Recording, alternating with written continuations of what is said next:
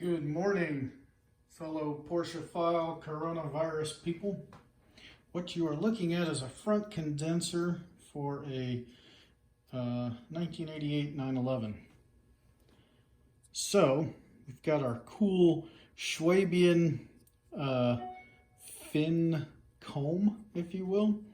And you can see there's a couple of spots where there's little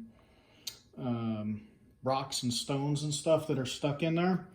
So you can use a razor blade and pop those guys out, right? Or you can use this fancy tool. You got a bunch of different size combs here. Usually I use these on intercoolers, but looks like that one's a little too big, so that's the one. So a couple of these fins that are bent, what we can do is we can get in there and comb them out.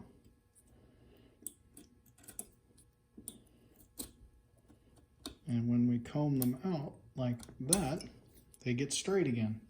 So there's a couple of spots that we're going to work on, like here and back here. But mostly it's just to get some of these stones out that didn't come out when we washed it. And those are going to reduce the airflow, which means that the cooling capacity of this condenser is compromised.